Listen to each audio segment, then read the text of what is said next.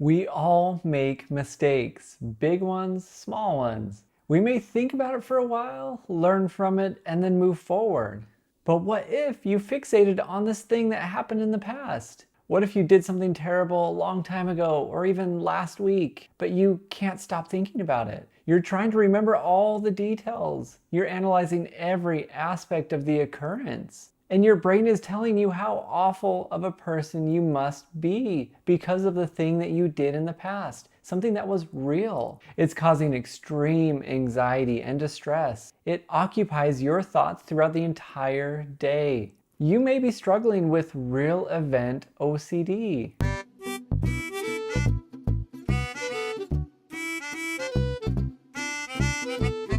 Hi, my name is Nathan Peterson and I am a specialist with OCD and anxiety. I create videos every single week on different issues such as anxiety, OCD, and many others. Make sure you subscribe so you don't miss those. So I think it's safe to say that most of us, whether we have OCD or not, have done things in our lives where we wish we wouldn't have done it. It's part of being human. It makes us us. We are not perfect. Sometimes we make mistakes in how we choose to act, which road we decide to take, the people we associate with, and just how we treat others around us. Many adults cringe at the thought of some of their behaviors that they used to do when they were children or teenagers. They could look back and say, man, I wish I would have done those things a little bit differently. Or if I could go back, I probably wouldn't have said that or done that thing. When it comes to real event OCD, it can be very distressing because it comes along with anxious thoughts and feelings. It also brings up feelings of guilt,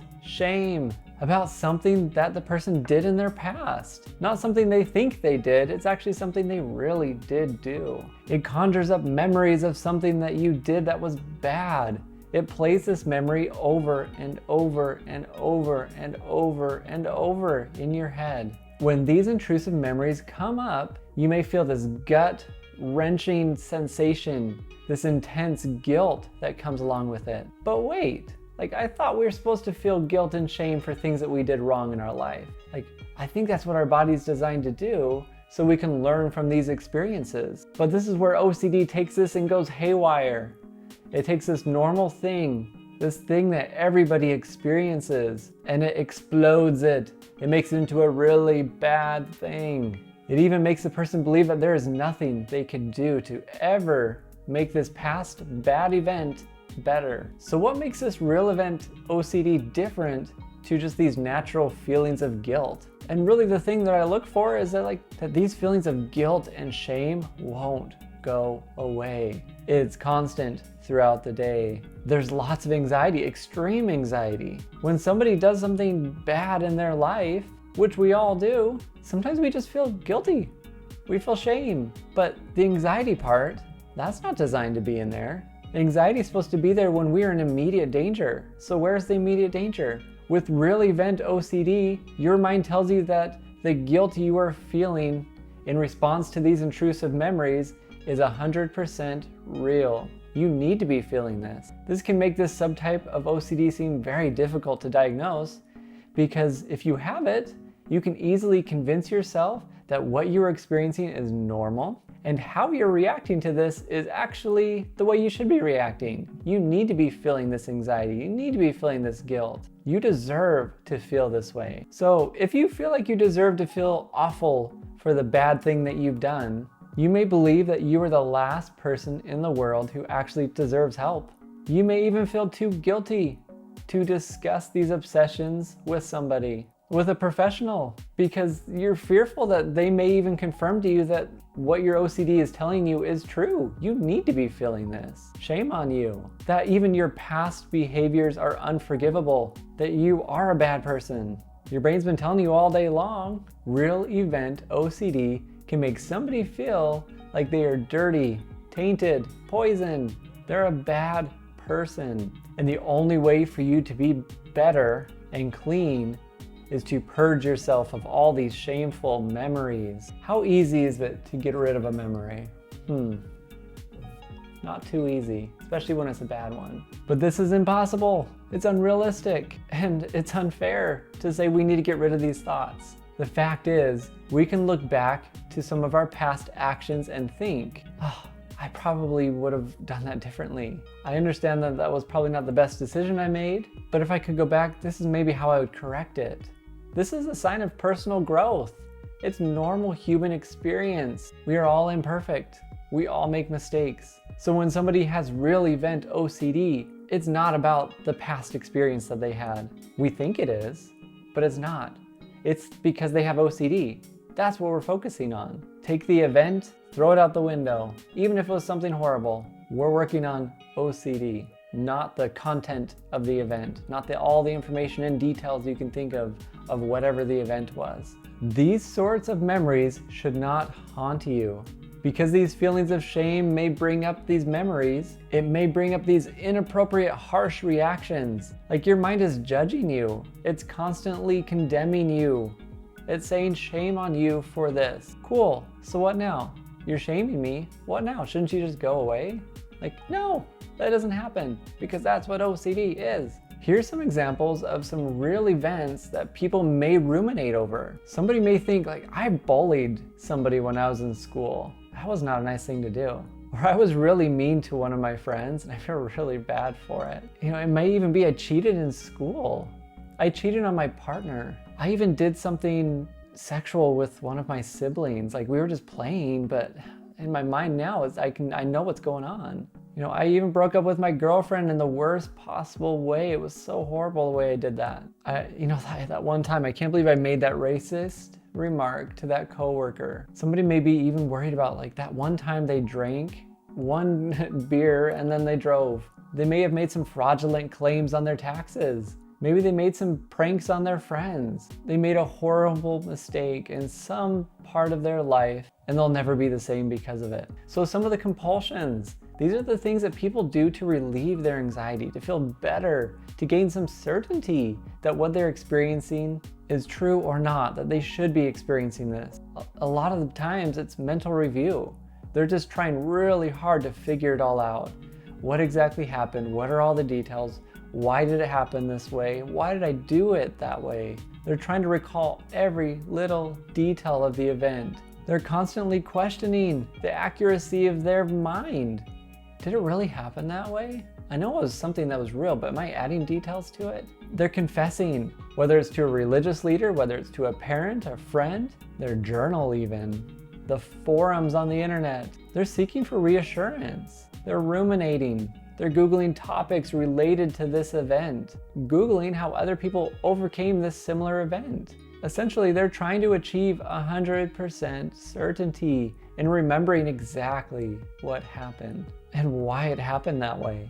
Reading about ways to forgive yourself, asking others if you're a good person, reading about what it means to be a good person. Do I fit that category? They're trying to prevent anything they may do in the future that is bad. They're trying to distract themselves from these thoughts. There's a lot of excessive self-reflection. They want to avoid anything they can that ever reminds them of that one event that happened or multiple events. This could be something last week, this could be something years ago, 50 years ago even. Sometimes there's a lot of asking of other people's opinions, telling their story, seeing what other people think. Are they reacting the way that I am? They're just trying to neutralize these thoughts, get them to go away. Even reassuring themselves sometimes, like, you're a good person, stop worrying about it. It was 50 years ago, don't worry about it. Some people even may punish themselves, physical harm, to say, I deserve this.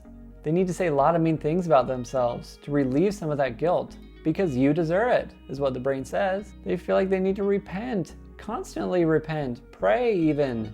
Of course, with every single type of OCD, every person wants to seek certainty.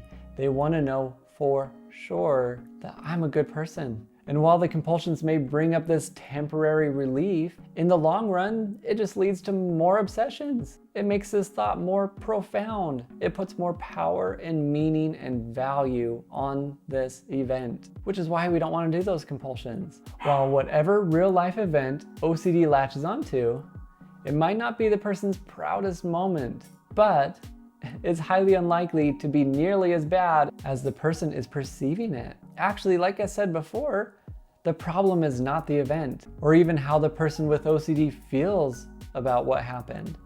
The problem is their reaction to it, their feelings, their thoughts to it. They shouldn't get that cringing feeling every time that thought comes. That anxiety, that jolt of anxiety every time that thought comes. Instead of trying to solve the problem, we need to allow those thoughts to come and go. Be observed, accepted, allow them to go. We don't need to say, this was good, this was bad, can't believe you did that, can't believe you didn't do that. We're not putting any value or judgment to it. One main issue is that individuals engage in different cognitive distortions. We all do it, probably daily, but there are 3 that I see individuals do probably the most. One is called all or nothing thinking. It is a form of perfectionism where a person views a situation in 2 extremes. I'm a good person or I'm a bad person. The problem with this kind of thinking is that you must be perfect or you're unacceptable. Even a small mistake puts you in that bad category. So if you're in that bad category, you're in that same category as like a killer, a rapist, a pedophile. There's no in between. We need to recognize these all or nothing distortions because that's what people are doing when they have real event OCD. They're putting themselves in the good or bad category. They feel like there's this urgency to disprove that they are bad. The second one that I see that is pretty common is called emotional reasoning. This occurs when someone regards emotions as facts. Because I feel anxious, it must mean that I need to feel bad about this. If you feel guilt, shame, anxiety about any event that you did in your life, you may believe that this is proof that your actions are valid, that your actions were bad. Sometimes they are bad, but that's okay. The third is magnification. This happens when an individual will take something that is really small. Something this small. I took 2 samples at Costco instead of 1, but that was 5 years ago. And I feel like I stole and I can't fix it. So, man, I'm blowing that way out of proportion. I'm making that really, really big. Or I said a really nasty comment to someone a really long time ago and they don't remember it, but I remember it and I can't fix it because I just feel bad about it. No matter what I do, I can't fix it. We're blowing things out of proportion. It's good to recognize these 3 viewpoints because these are the top 3 that I see when it comes to this. When it comes to if somebody's trying to figure out if their past memory has a lot of value or not. All right, so how can you tell if you're actually suffering with real event OCD? A lot of the things that I look for, the individual is overwhelmed by the uncertainty of it all. They want to know how it's affecting them, how it's affecting others. This feeling of uncertainty is so unbearable that it leads them to seek the truth. It leads them to seek ways to get rid of it, figure out once and for all that they are a good person. Someone may not feel like they can move on until they figure it all out. You may have a sense of urgency to do something about it all the time. You can't just sit. You gotta fix it. A great deal of your day is dominated by this. Thoughts, feelings, as well as all of the attempts you are doing throughout the entire day just to deal with it. It may be interfering in your life, whether it's your work, whether it's your homework, relationships, hobbies, self-care. You find yourself not doing the things you used to do because you're not deserving of it. It's like a never-ending quest to find relief. The more you try to figure out your past, the more doubts you have. Whew. So what's the treatment? The treatment for this is exposure and response prevention. And if you don't know yet, exposure and response prevention is a form of behavioral therapy that is used to assist OCD sufferers in facing their thoughts, their feelings about their real life events while we are preventing the compulsions. We're not going to do them because that reinforces the obsessions. Since real event OCD is triggered by thoughts about those memories, we often do an exposure that's called an imaginal exposure script. This can be one of the primary components of ERP. Usually an OCD specialist will help you develop these scripts. What they'll do is they'll target your OCD, the fears, the uncertainty. They'll take the memories in the past and they'll help you live uncertain about it, or sometimes we completely agree with the thought. I am a bad person, that is awesome. But what's happening is I'm responding completely different. Look at that, if I said, this is so awesome, I love being a bad person and I'm gonna do it again. Whoa, my brain just said, what are you doing? You're supposed to be worried about this. Why are you not worried about this? Huh, maybe this doesn't have as much value as I thought it did. You know, each person is so different in what works for them and what doesn't, but the base needs to be that exposure and response prevention. I'll be creating a whole separate video on this, so make sure you're subscribed to my channel so you do not miss it. Last of all, be angry with your OCD, not the life event. What matters is that you're having symptoms of OCD. You're not having symptoms of the life event that happened, the bad thing that happened.